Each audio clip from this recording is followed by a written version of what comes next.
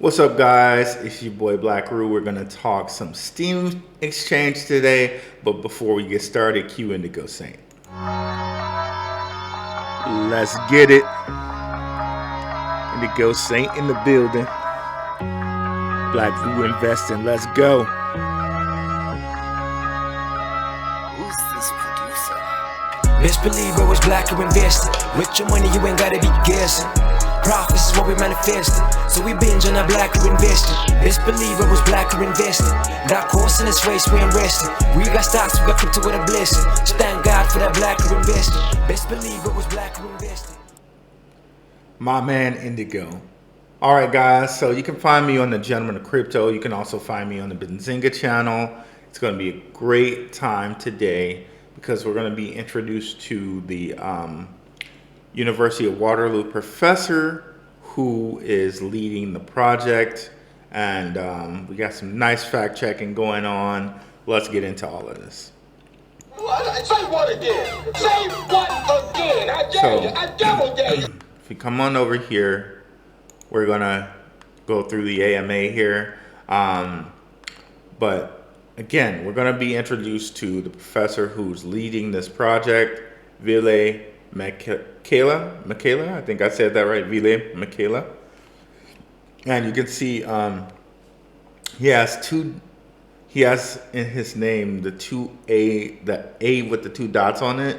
That's like a Norwegian type, Scandinavian, Swedish type letter. If you're searching for him, you will not find it unless you use those. So I did some searching for him, found him on LinkedIn here. We got him here. Got him here on University of Waterloo, where they say prior to joining Stratford, Ville was a postdoctoral research fellow at Ludwig Maximilian University of Munich, LMU Munich, and the Bundeswehr University Munich. He obtained his PhD from Tampere University in Finland in human-computer interaction in 2018. Ville has published or co-published over 30 peer-reviewed articles and conference papers in high-profile venues, and his publications are highly cited. And I enjoy the bald man look. We are brothers in that aspect. Let's go, Ville. So let's see here. Where else did we find him? In Facebook. Found him here. And you can see here, September 21st, he left the LMU University Munich for the job he has here. In July, he started that new job, so he had already probably been over here in Ohio, and he, in September remembered to just take this off. So he's been here for at least for July 2021. He's been at the University of Waterloo. Very cool. Has his doctorate. You can see here he started a job there at Munich here. So he was only there for like a couple months, figured out he didn't like it, and went to the University of Waterloo, and has been there for a year now. And if you go through some more of his stuff, you can see here he's highly involved in virtual reality, also involved, you can see here too, he left the University of Tampere there after a year. You can see here again involved in VR, and if you go down here further again on a talk show about human-computer interaction. So you can see here he's decorated. It seems to have found a home here at the University of Waterloo because he's been there for a year, and this will be coming up on his like second year there. So it seems to be that this is something that he's enjoying, and that's very cool. So we got him here. And there's some other names that we're going to come up here, and we're going to be fact checking those as well. But let's go just start the AMA here. We will start it right about, well, let's ensure that the volume's up right quick before we start here. The web developer, software developer. I took some notes, and we're going to be stopping at certain points just to emphasize certain things here,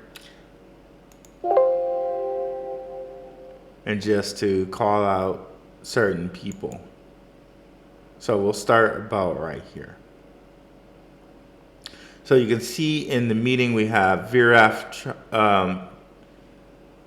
here, we have Neville, and we have Ville. Okay, so we're going to start it here, and Viraf's volume is a little bit low, so we're going to put it on the captions because that might help.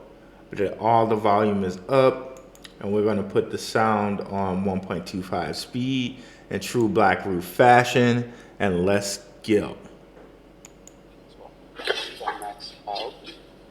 I might just have to speak louder. Is this any better, Relay? It is a little bit better, yeah. Okay, I will speak a little louder. There we go. Perfect. Once again, Relay, thank you so much for taking the time to join us today. You know, our entire community has been looking forward to this AMA, and so have we. You know, you have an action-packed schedule as well, so thanks once again. We do have a set of questions laid out for you today, but maybe just as the best way to start. Okay, and he's going to get into some names here that are very important. So let's let it play. Maybe you could just give us a small introduction on your background, and we can take it from there. Okay, yeah. So he's going to give his background. We've already looked into it a bit, but it'll be nice to hear it from Ville's own mouth. So thanks, Ruell, for the introduction. So my name is Ville Mäkelä. I'm an assistant professor at the Stratford School of Interaction Design and Business at the University of Waterloo. My background is in human-computer interaction, which we call HCI usually. I did initially start out as a computer scientist. I've also done some work in the industry as a web developer, software developer. I've done some game development as well, but I have since then built an academic career. Awesome, Really. How much? I like the way they're going to go about this, and I like a lot of Ville's answers. Because of you guys who are not aware, I have a background in computer engineering, and I do GUIs, which are like kind of graphical user interfaces, and that kind of overlaps a lot to what Ville is talking about as far as like human-computer interaction. The graphical user interface is what the human is going to use to interact to most software programs. So when I critique him, it's going to be from that type of area of critique. I really do enjoy some of his answers, though. So let's get into it, and we'll get into them kind of real time here. I do also want to give a shout out to the remainder of the team that is working hard on this research partnership. Dr. Ville is leading this engagement, but he is supported by Dr. Leah Zhang Kennedy, Dr. Leonard Knack, as well as So Leah Zhang Kennedy, Leonard Knack, and time working on the project is Hilda Hadan, a PhD student at the University of Waterloo. And full-time student, PhD student, Hilda Hadan. Now, out of fact-checking and just, trust but verify, and then in this community, we've dealt with people doing FUD. So I thought it was important that I double-check everyone's background, just not because I don't think that they're telling the truth, just so you guys have an extra level of comfort here. So I found Leah Zhang Kennedy. There she is, very cute. and also, like, of course, that doesn't really matter, but Leah, Dr. Zhang, you're a very beautiful person. Assistant Professor, Interaction Design and User Experience Research at University of Waterloo Stratford School. So she is, and they are who they say here. And then we have Dr. Knack here, the nerd Knack. And it's pretty cool. He has a deal here where you can just listen to him. I'll play that for us right quick. Hello there, and welcome to my LinkedIn profile. My name is Leonard Nacke. I have a PhD in studying the fun of gaming, and I'm a professor here at the University of Waterloo. My mission is to help you learn how to get your research papers accepted and to train you, the future generation of UX researchers, to create more fun products, systems, and services. Follow me here for fresh insights on writing, UX, games, research, and psychology. Very cool, Leonard Nacke. Seems very enthused in his area of expertise. And then we have the PhD student who's mostly heading everything. And this is Hilda Hadan, who's also cute as well. Letting you guys know you're cute. No disrespect there. Very cool. So these people are who we say we are. We can verify that they are via their LinkedIn profiles. People who are employed at the University of Waterloo, and we actually see that they have pictures. And we could, I could go further into cross-referencing these guys, is like I did Ville, but since he's the one who's leading it, we got 3 different sources of verification for him via Facebook, via University of Stratford there in Waterloo, and LinkedIn. So we can pretty much safely say, cool, these guys are verified. So, by the way, we also have a Yahoo Finance article, which gives all the names as well. So we can verify because the Google captions didn't necessarily spell the names right. So we can verify through Yahoo Finance that these are the people we're looking for. So even further bit of verification there. So now we can just move forward and listen on to the AMA. Definitely shout out to them. I think, Julie, let's just dive straight into it. Maybe you could summarize some of the progress we've made thus far during this research partnership, and what aspects personally are you looking forward to most? Yeah, sure. So far we have our sort of major milestone was a large-scale online survey that we ran. By the way, guys, I just went to Germany, and his previous experience was at a doctorate program in Germany, and it seems like he's Finnish or some sort of Scandinavian. I just have to say his English is really good. He's saying it with very little accent. So if anything, that shows that he has a very great education.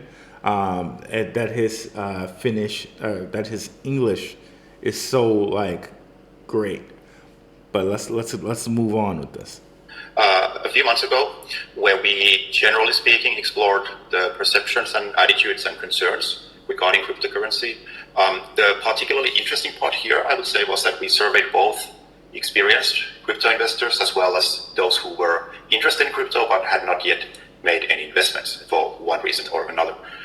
So we explored on one hand what has prevented people from making cryptocurrency investments, but also how investors have experienced crypto investments and what they wish they would have known before doing so.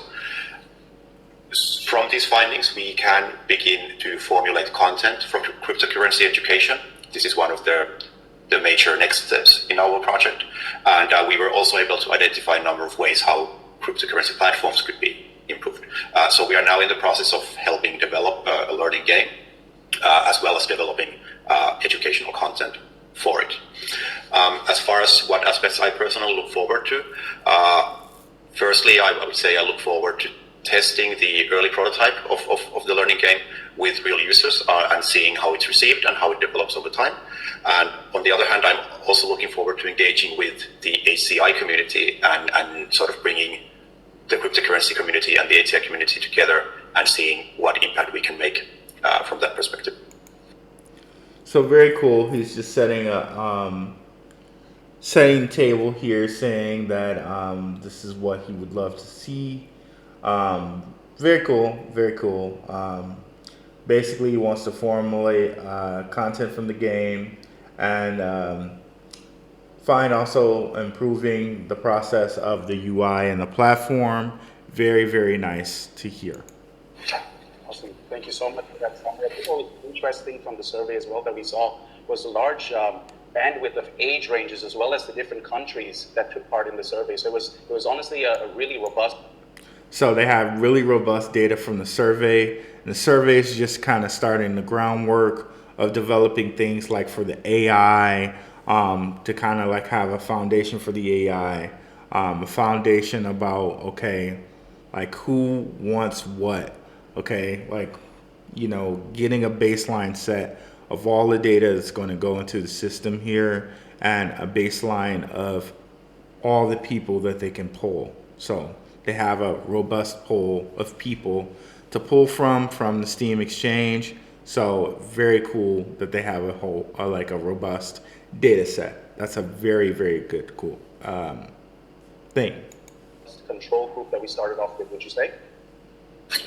Yeah, absolutely. We were even a little bit surprised by that when we ran our survey, but it was pretty clear to us from the start that we do not want to focus just on North America or just on Western countries. We also spoke about that with you guys several times, that your audience is also global, international, and we do want to account for that in our work. Definitely. We did have, I think, some of our community members take part in that survey as well, so it was great there. Perfect. I think... Okay, so Ville is going to make a very, very important distinction here, and I want us to listen to it. It's going to come around the 6-minute mark. He's going to distinguish between gamification and gamified learning. Very important distinction. So let's listen to it here. We can move on to the next question. So just gamified learning in general, right? If we have an overview, look at that bucket, what are some of the advantages you see there versus maybe traditional forms of education? Would you say the ability to retain information there is superior to other forms? What are your thoughts there? Okay. First, I guess it's maybe worth making a distinction between gamification and game-based learning.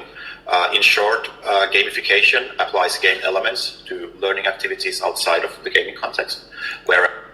So applies gaming elements to learning activities outside of the gaming context. So gamification is basically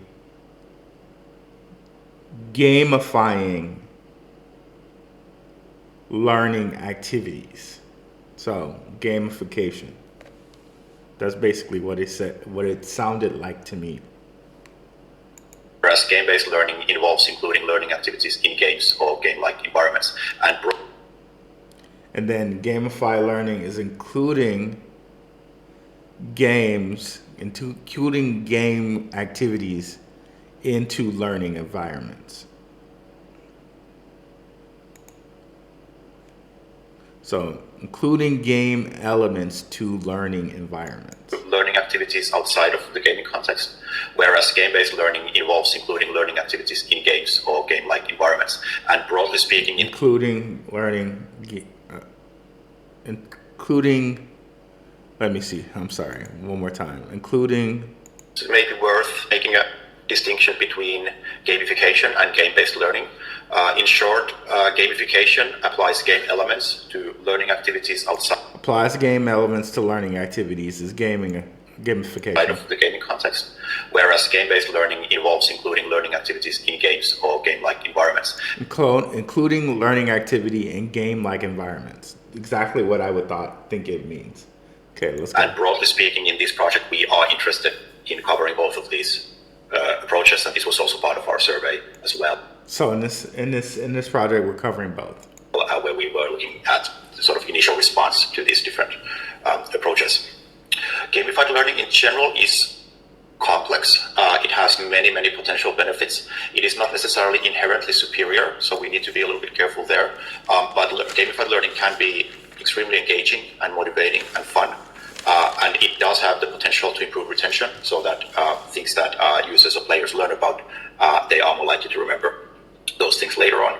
Gamified learning can also improve soft skills like problem solving in general. So it can improve retention and improve soft skills like problem solving. Very cool. Definitely. Neville, my apologies. I did see the mic unmuted on the previous question.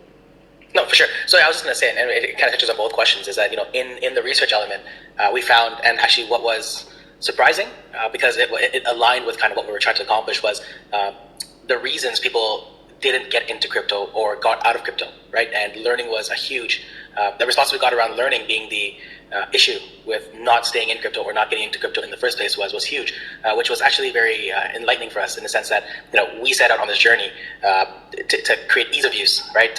Build an ecosystem. So this is important what Neville's saying here. So learning is what they found a lot of people kind of got out of crypto because of that reason, because of the learning, because they lacked in the education. Now they want to build a platform which promotes ease of use, which promotes mass adoption. So this fits right in line to what they want to do with their platform, to promote mass adoption and to create the ease of use by having the user learn and having the user be educated, so now they can make informed decisions. System that is, number one, easy to use. It functions very well in the sense that there's not too many bells and whistles. We wanted to have a very rudimentary platform for new users and new adopted users to use, and it ties into this gamified learning experience. And through the research we found, which I found very interesting, is that it aligns very well with the research we did in the very beginning. So it was very so that's cool. And now they're going to get on into trust. And if you guys want to watch the entire AMA, I'm just going to put out some very cool points. If you guys want to watch the entire AMA, go over to Steam Exchange. But I want to focus on very specific points. And massive amounts of resources for education about cryptocurrency or for remain engaged, and you nailed it on the head with that one, right? And the retention that you get from gamified learning is a lot better, in my opinion. Yeah, and I could add to that as well. I think trust plays a huge role in the cryptocurrency space, and we also found that in the survey too, where there are massive amounts of resources for education about cryptocurrency or for remaining up to date about the recent developments, but people generally report. So trust is very important, especially if you keep in mind into what happened with this whole FTX thing. And Viraf's going to get into that, but he can't name things by name. So he's going to get into it in a way where he's not naming names, but that's what he's going to be talking about. And we're going to... So it's very important that Ville is talking about trust and maintaining the trust of the user, right? Reported difficulty identifying trustworthy and up-to-date sources for that. So this will be a huge thing for us as well going forward. Absolutely. I think, just from a personal note as well for people who are in the crypto space, if we look at current forms or methods that we actually get information right now, right? Maybe there's small private groups that share tips and tricks, info. Maybe you follow a few Twitter influencers that share a couple of threads or YouTube videos, but there's no sort of one robust place where you can have an interactive element that takes your own learning curve into account, and also tying into later the AI-driven aspect as well, right? So I think what we're doing here is really pioneering in many ways. So that actually segues us into the next question is... This is very much pioneering because a lot of times crypto influencers, and I guess I can even put myself in this. I guess I would be an influencer, but what I'm talking about does not necessarily include me, but a lot of times this one doesn't include me at all. A lot of times influencers are trying to push their own certain coins that they have like private access to. This exchange, no one's had private access to the coins, not even the people who created the coin. The team did not take private tokens. So that's something to very much note. Team did not take private tokens, nor did I get private tokens for having an agreement with Steam Exchange. And the agreement is I can say whatever the heck I want about them and offer a honest, unbiased opinion, and that's exactly what they wanted as well. So it's a very beneficial, mutual thing, my relationship with Steam Exchange. But when you look at a lot of these influencers, they get private tokens and they'll come out and they'll pump those private tokens and they will dump them on retail. So, but not only that, sometimes if you're a new person and you're just coming into this, it's very hard to understand, okay, what is the difference between Bitcoin, altcoins, and CBDCs? Like and NFTs. There's so many different things where if you're a beginner and you just come in and you're like, what? I thought it's all crypto. No. Not all crypto is created equal, if you know what I mean. CBDCs are, they're first of all, they're centralized, and we could go on and on and on between explaining CBDCs, NFTs, centralized exchanges, decentralized exchanges, DeFi, altcoins, Bitcoin. There's so many things. And now just distilling that into something that a beginner can have and easily digest is pretty nice. Pretty monumental and does promote mass adoption. So let's go on to the next question. We're actually starting to see this field, this learning method become increasingly popular with courses being modeled around it, as well as increased student interest around the world. What are some of the current or most viable use cases of this learning method? Yeah, that's a great question. I think the answer is relatively complex. I have seen many very impressive cases of gamified learning, and we are also seeing a stronger push from the gaming industry as well. There are several games, blockbuster games even, that have been somehow utilized in gamified learning. For example, I believe it was one of the Assassin's Creed installments where the developers made this particular version for history education and things like that. So there are really strong, impressive use cases out there. And another point I would make here, that I think gamified learning is especially strong when learning is happening in multiple fronts. So we are using different educational techniques within those gamified learning platforms, but also that if those learners are also learning about the same things using other means too. So there's this. So let me break that down a little bit. So he's saying these are use cases, right? What he first goes into that are a lot of big names like Assassin's Creed doing things like history. And he also breaks down multi-educational fronts. Now, guys, if you guys don't understand that, one of the things that, and I have a tiny little background in this, one of the things that people have understood now that all people don't learn the same. Some people are kinesthetic learners, which means they learn things better by being able to like put their hands on it and use it in their hands, so they learn in a kinesthetic manner. Or maybe they need to be jumping while they're learning, which goes to the fact that not all kids are just going to sit down at a desk and be learning at a desk, and that's going to work for them. Some like kinesthetic learners have a huge problem with the education system because they kind of need to be active and they need to be like doing something, or they need to be putting their hands on something to learn.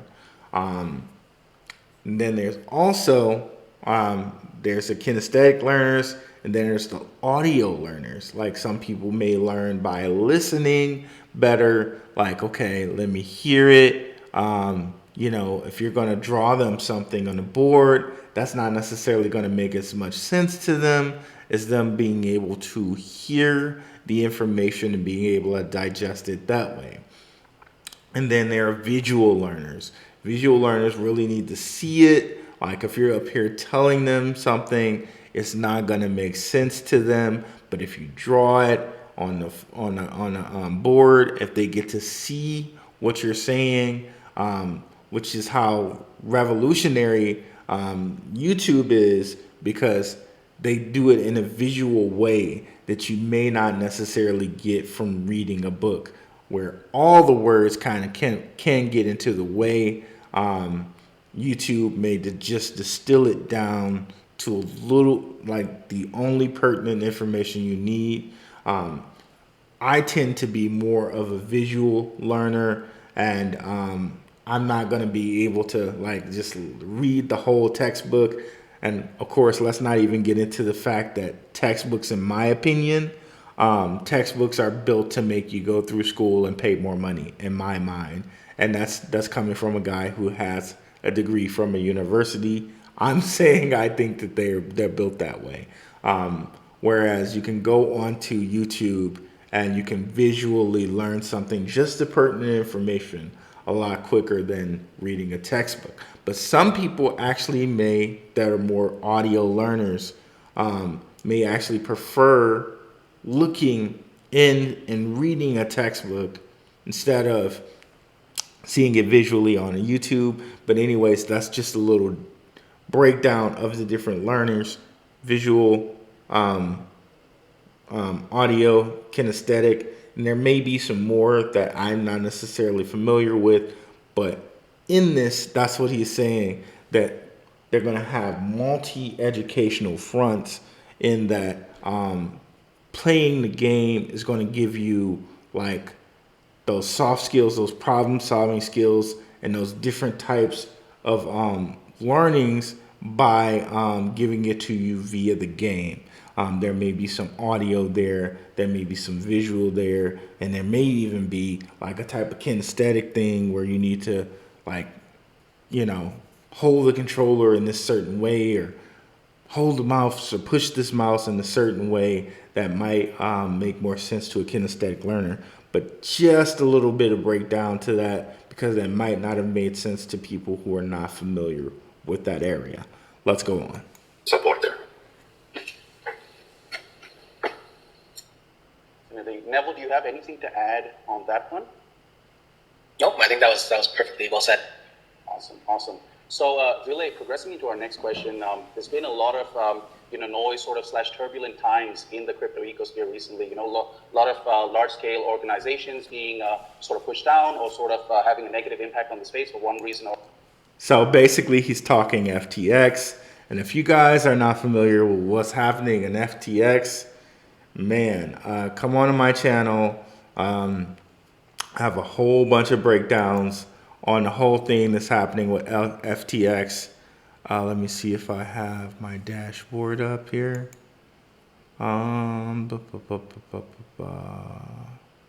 Okay, let me get the dashboard up and running for you. All right, that's okay. You guys can just come over to my channel, and you can get some information on the whole things that's happening with LCX, with FTX. Yeah, so it's www.darkhorsewatcher.com. But let's continue with the AMA here. Yes.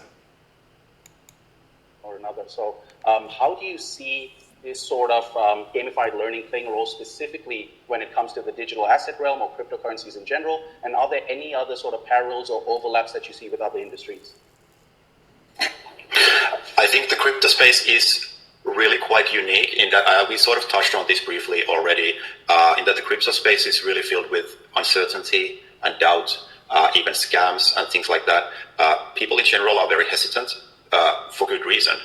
So I think this adds really particular challenges here. So we need to make our information reliable and trustworthy and up to date. We need to make our platforms trustworthy. We need to make our games trustworthy as well, all these gamified learning solutions. So this will be a huge challenge for us, but also So it goes back again to maintaining trust, and he's listing ways to do that. Trust is very, very, very pertinent when it comes to exchanges.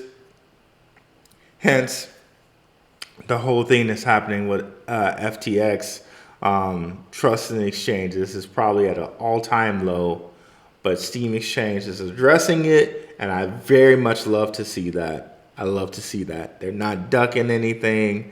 They're addressing what's going on in the current market. They can't name names, but I can, and thank them. And I really applaud them for addressing that. Interesting challenge, and I look forward to seeing what kind of an impact we can make here. For sure, and So Neville's going to get into something about the roadmaps. Now, I need to address this, and I'm going to address this separately here right now. Let Neville talk about it, and then I'll address it. Just to add to that, since we're talking about the crypto space in general, even development, talking about scams and whatnot and other projects. See, the crypto space has kind of evolved to want things delivered in a certain time frame or to be delivered, adhering to your roadmap or whatnot.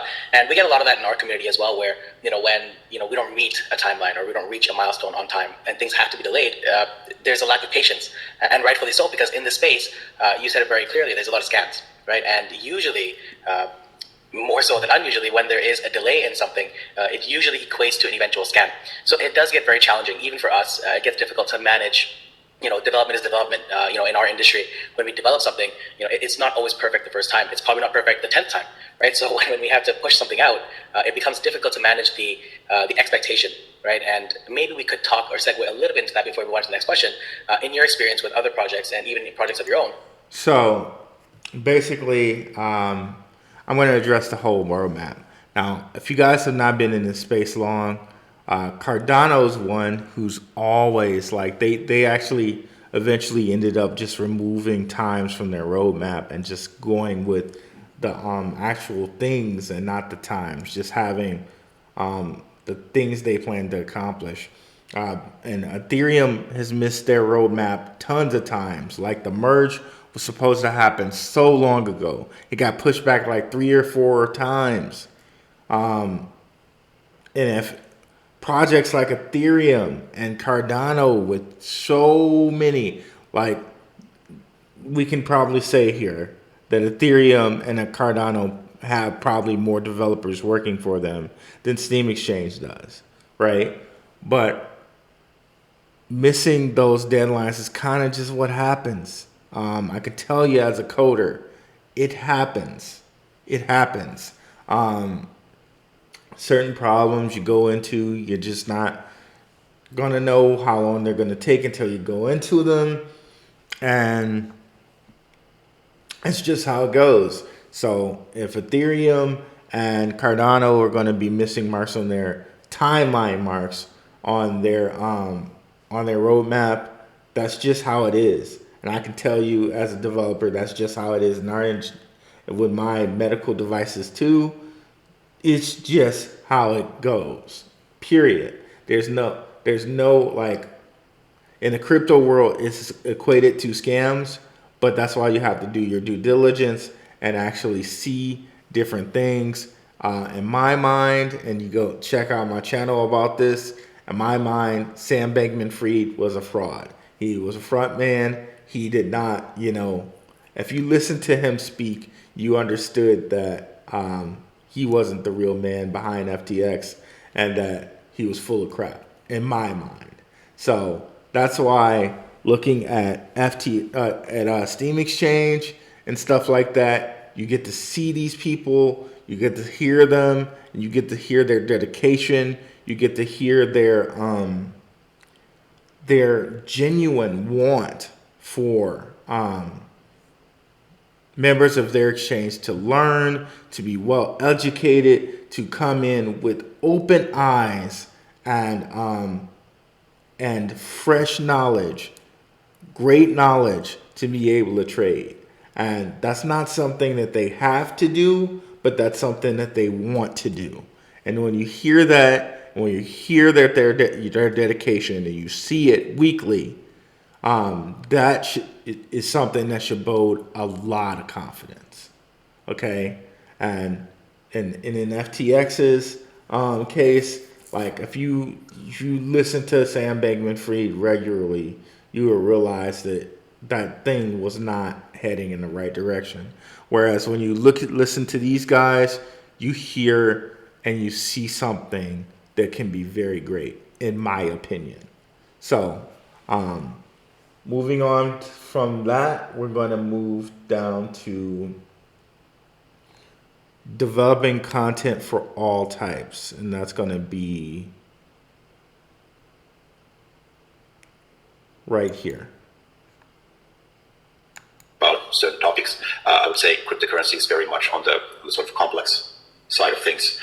So developing that educational content is not trivial, and we also have to ensure that we are addressing multiple different demographics and people with different background knowledge, education levels, etc. So it's going to be a real challenge to develop educational content that works effectively for many people.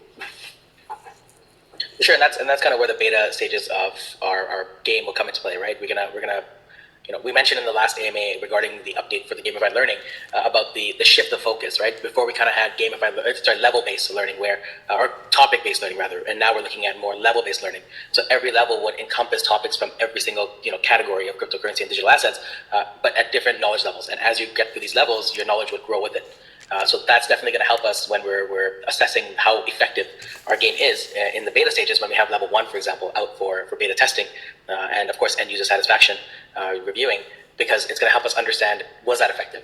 Did you learn what we set out to teach you, in the sense that was the content accurate, right? Did you already know this? If not, how did you receive it? Right? So it's definitely like level 1 and beta is going to help us address specifically that, I think.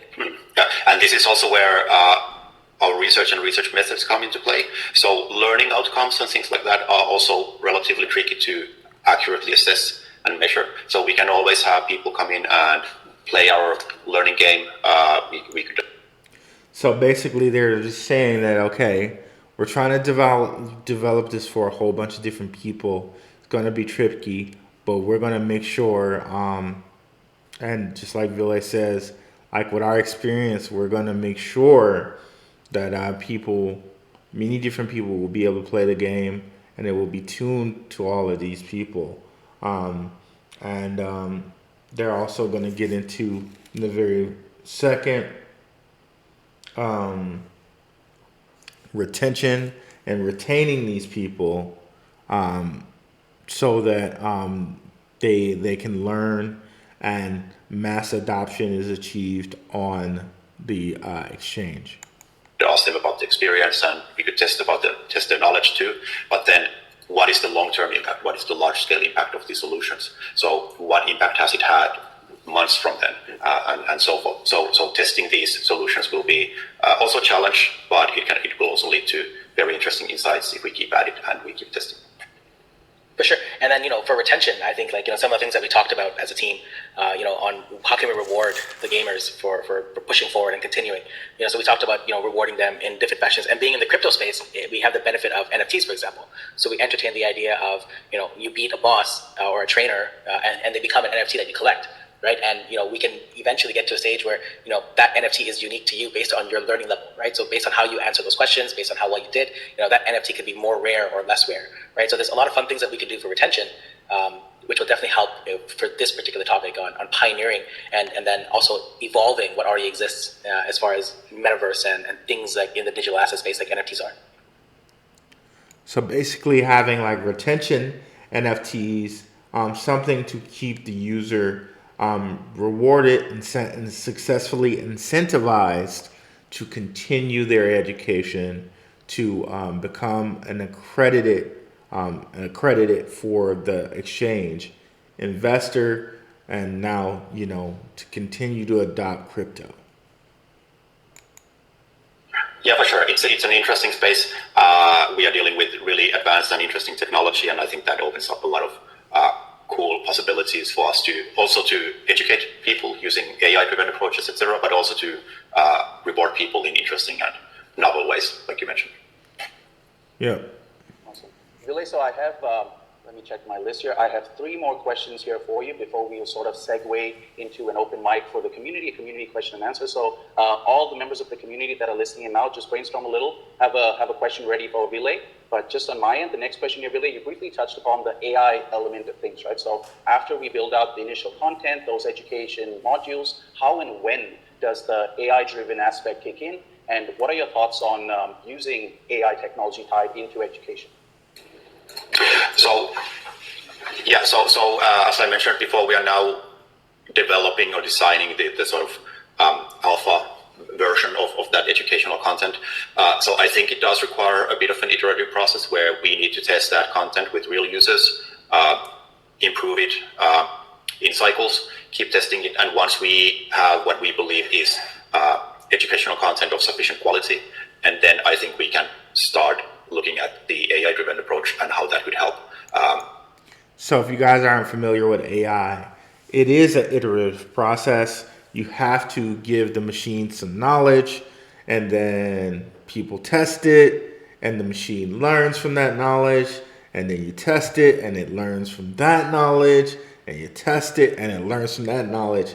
So study getting smarter. I know it's kind of like a cliche thing that, you see like on the movies, like the robot, like Terminator, right? Like the robot progressively gets smarter by analyzing data and all of that. But it's true.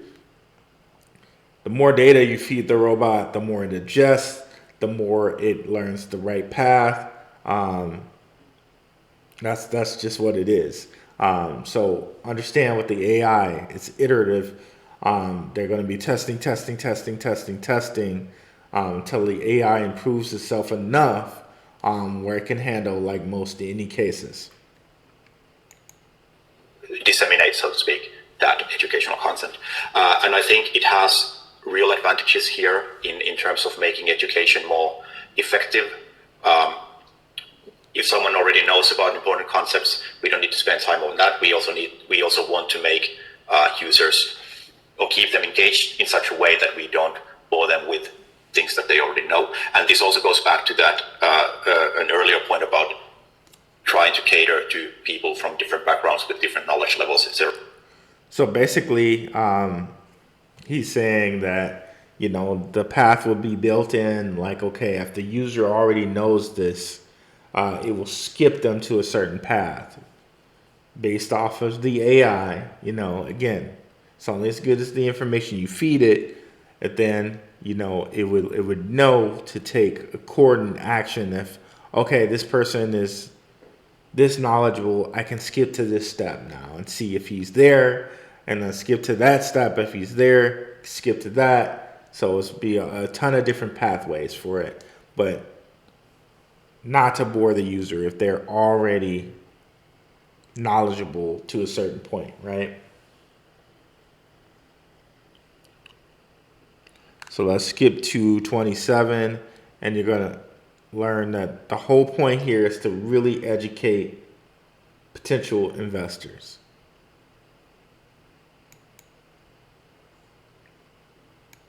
With the DeFi protocol, the DeFi organization, we know there was a lot of effort put into this behind the scenes to secure this partnership, but how do you see this relationship benefiting the global education and learning landscape as well? Yeah, so I think one of our primary goals, of course, is to educate potential investors about cryptocurrency and just generally increasing awareness and knowledge about this space. So on one hand, we want to help people make more informed decisions, and this decision can be a decision to make investments, to get into cryptocurrency trading. At the same time, it can also be a decision not to get into it. So we want to be responsible, I think responsible about this as well. We want to increase trust of the public towards companies or cryptocurrency companies that are legit. And I think we as HCI researchers are in a unique position to make a change here, since we can bring together people and real users and investors and cryptocurrency companies, as well as many other people from different disciplines. For sure. And, that also kind of ties into what we talked about from an organizational perspective, and as a business, we said that it's not about bringing people to use Steam Exchange. That was never our goal. Our goal was always to make sure that people coming into the crypto ecosphere or trading digital assets for the first time did so responsibly, whether it be within the Steam Exchange ecosystem or in general. And then I guess people don't typically understand that concept, right, from a business perspective. So, Neville, and this is a cool thing. They're saying the focus is to make sure that we build responsible traders for people who are coming in for the first time, that they come on here and they get to be trained and educated on being responsible trading investors. Now, there's another part of this which I'm going to have to also kind of bring up to the team. They're going to have this valuable data set of information. This information may be very lucrative and very valuable to educators, to people who want to market to people who are crypto curious or about crypto, right? This is going to be a very valuable data set. I wonder if this is something they plan on selling in the future. Who knows, right? Who knows? But let's go to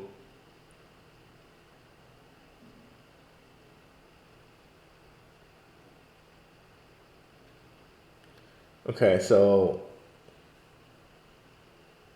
we get some questions where they're gonna, and he said this already before, they're gonna consider people who are disabled to make sure they're inclusive in their learning. So they also include people who may be disabled to any capacity, right?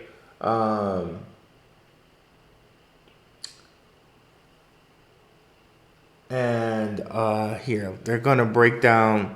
Let's skip all the way to Neville breaking down exactly what you'll learn.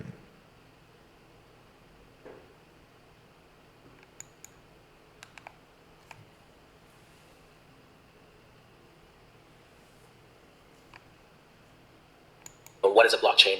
What is validation? What are blocks? Got to go back a little further. And I'm really happy that someone as capable as Hilda is on board. Absolutely. Hilda is a superstar. We've had another question trickle in, and this one I think might be best suited for Neville. So basically they got into saying Hilda's going to be, Hilda Hadan, I showed you guys her. She's the one who's going to be the point of contact. Ville is managing it mostly. But Hilda is the PhD student who's basically building the entire project, okay? So this is part of her doctorate program, I believe, that she's building this project, okay? What topics will be covered in the game? Is there any insight into some of the levels, and how would we classify that? Yeah, I'm really happy the question wasn't when launch. That's good. It's refreshing. So definitely, we're looking at introduction to digital assets, right? So what is a cryptocurrency? All the housekeeping items. What is a blockchain? What is validation? So hold on, before he answers that, he said he's really happy that the question isn't when launch. So we're into the question and answer period right now. You guys should really be happy that they are not launching right now, because this is a bear market. Honestly, maybe it'd be a good time to launch a little bit in the next year, when we're coming up closer to the Bitcoin halving. But really, and if they launch tomorrow, that'd be great. But really, you don't really want them to launch in the bear market, because there's not as much going on right now. Really, the ideal time would be to launch just before we get out of the bear market. That would be the ideal time.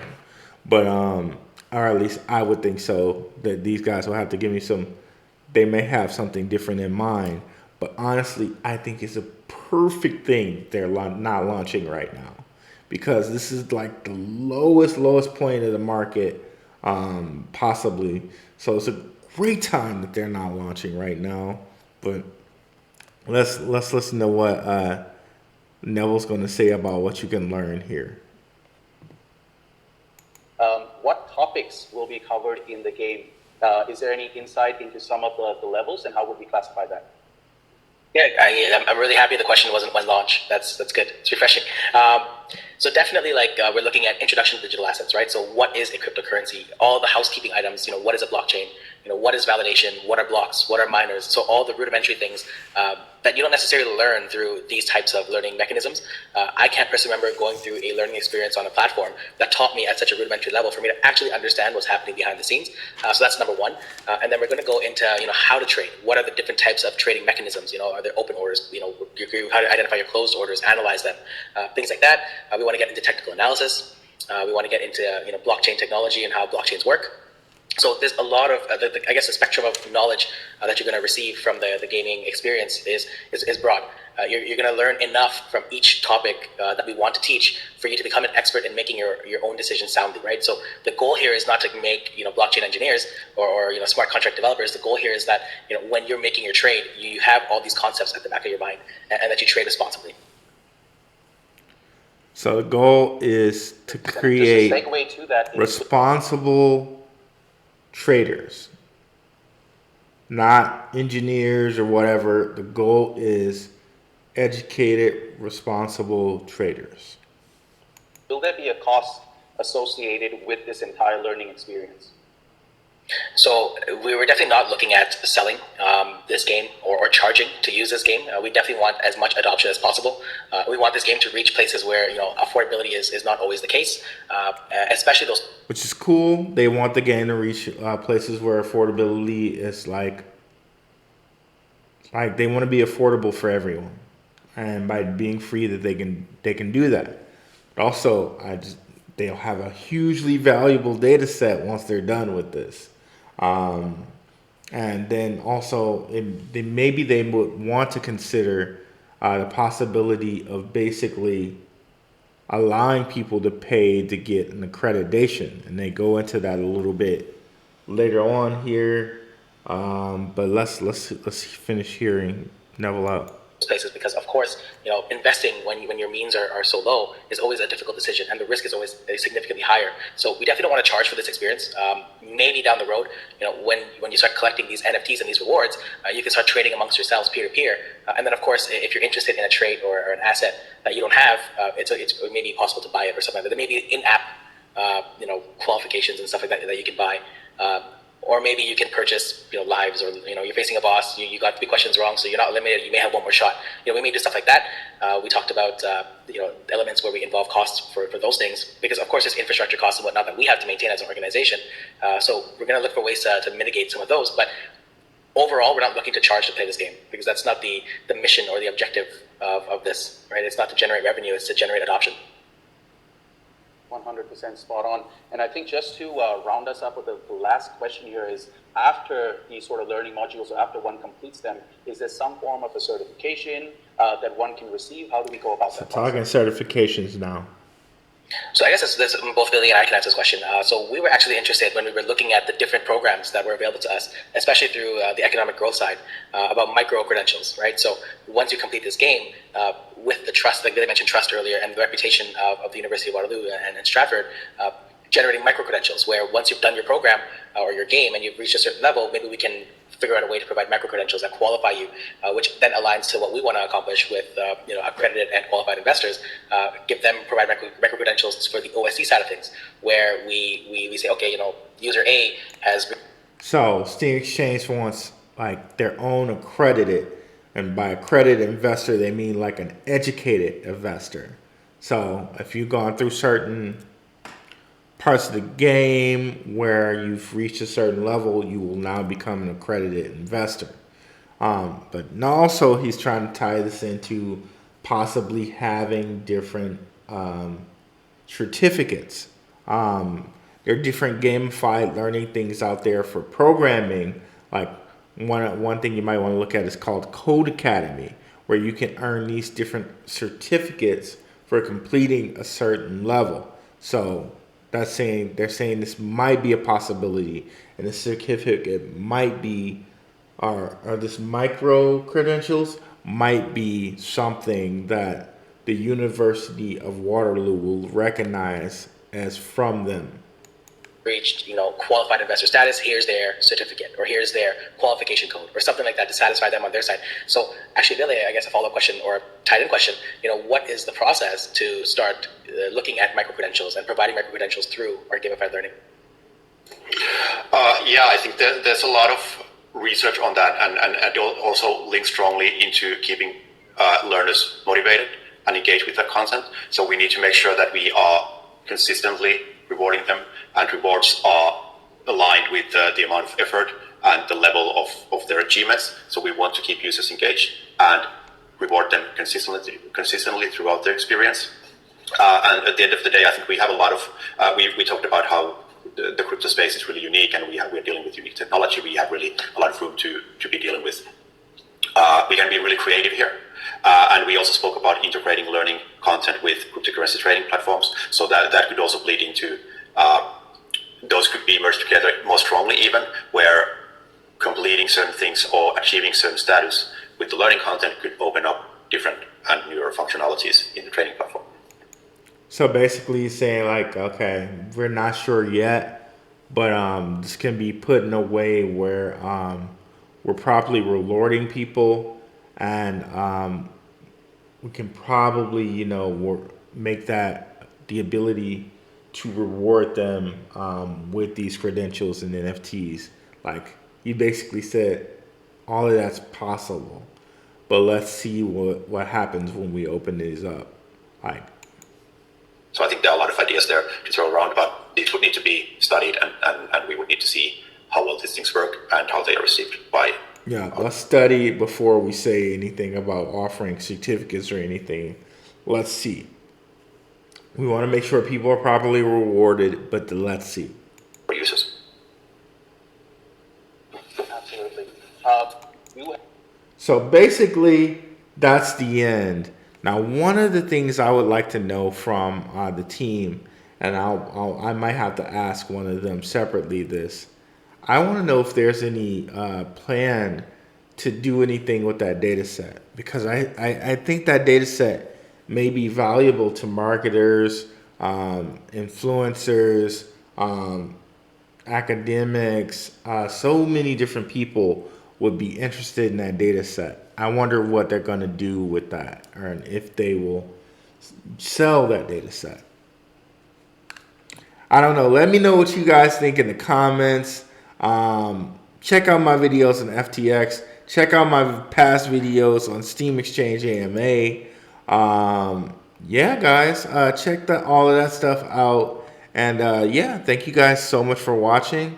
Have a good one, guys. Peace.